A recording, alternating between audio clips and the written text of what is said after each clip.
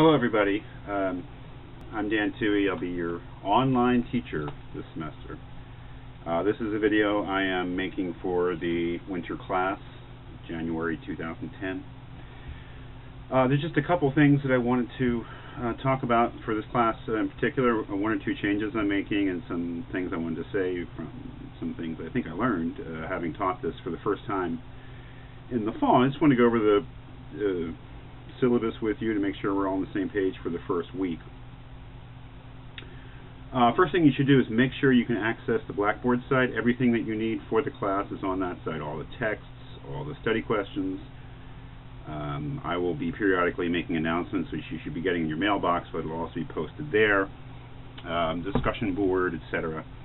So make sure you have access to that website. That is the course, that website. I'm giving you my email address and my cell phone number, so if you need to contact me, please feel free to do so at any time. First thing, all the texts are online. There are no books to buy, and all the texts are in electronic form, wherever you want to read them. If you read on your computer, that's fine. Printing them out, whatever. When you get to the website, you'll see that on the left-hand side of the page, we have a menu which breaks down the course week by week. Next week, the first week, is Plato's Phaedo. As with every week, everything is there. The text itself, the study questions, and the links to the video lectures that I have prepared. So click on the button on the left-hand side for week 1, Plato's Phaedo, and you'll have everything you need there. I think the first button on the menu is the introduction to the course, and there you'll find a detailed description of all of the requirements for the course, except for one minor change. That all stands, and I will tell you exactly what the change is. There are also, you should go through those now actually, there are also some lectures on the main subjects, general subjects of our course, metaphysics, epistemology, and theology. There are little lectures on each one of them there. I really suggest that you watch those because having some idea of what you're getting into in terms of the general subject matter of the course will really help. And I do my best to give you some definition there, or some conception of what I believe metaphysics, epistemology, and theology are, and that should no doubt be help with the course. So explore the website, go through as much as you want, and you'll see it there. It'll also describe the content of the course. So let me just get right to the tasks. We have weekly tasks that you'll need as a student to do every week, and then there are semester-long tasks. The weekly tasks, number 1, looking at the syllabus here, which you should have now, read the posted text. That is the most important thing. This is a class about the subject matter, metaphysics, epistemology, and theology, but it is really concentrated on the reading of text and the understanding of text and writing and speaking about text. So the most important thing to do every week is read the posted text. Secondly, you really do want to watch the videos. I've made a lot of videos for this course, and I believe that it was important to do so. Not because I particularly like talking into a camera or that I like having videos of myself talking about philosophy posted on YouTube, but that I think that of the 3 introductory courses that St. Joe's offers in philosophy, this one, Knowledge and Existence, is, if not the most difficult, certainly the most difficult to do online, because I think it's with this general subject matter, talking about very abstract questions about being and knowledge and the existence of God and such like that, that's where you need the most teacher input. And outside the classroom, I felt that I needed to supplement that with me talking about these subjects. So I hope that those help. I would encourage you to watch those videos every week in conjunction with reading the text. So the first thing you need to do every week is to read the text, watch the videos. Whether you do them in conjunction with one another and in what way, which one you do first, is really up to you. I would just go in and read the text and look to the videos for some help. Second thing you want to do is to look at the study questions.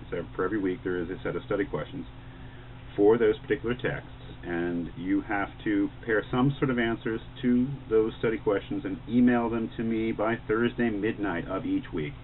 So for instance, this coming week, I know the semester officially starts on Tuesday, but by Thursday night I'm going to need to see answers to all the study questions for the FIDO. This is a big week. It was a lot to do, so you might want to get started now.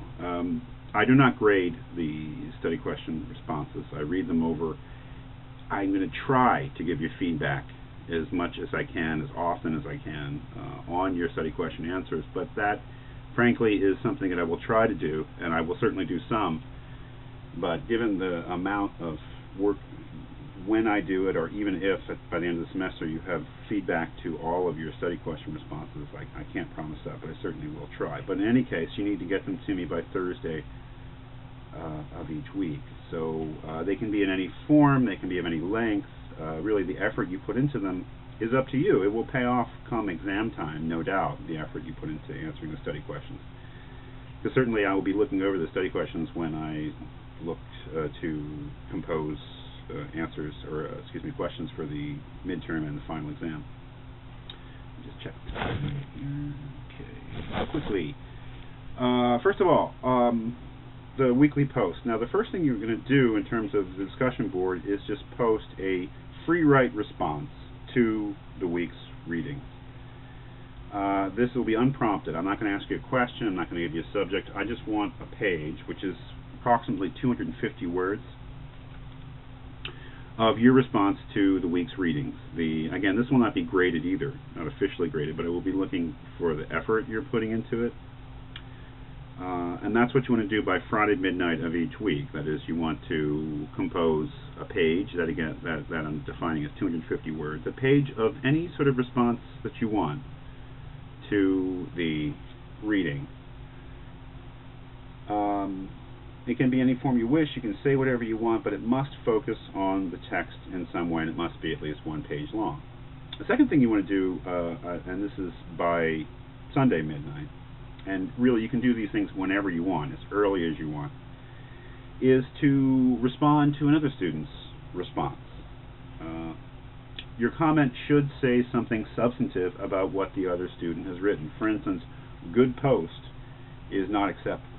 It's a nice thing to say, and it may be true, but if it's a good post, you want to say why. That is, if you agree with what the other student has said, say why you agree. And if you disagree, politely say why you disagree. But in some way, it has to be substantive. My experience with the discussion board, the first time I taught this course last semester, is that some people did great. Some people wrote great responses. They really got into it. They learned a lot.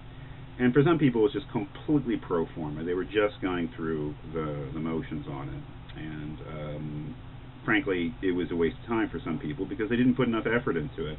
They said things like good post, and that seemed to me to be only the barest fulfilling of the requirement. So what you want to do is just, first of all, write something. Whatever you want. Whatever your response is. As long as it's focused on the reading.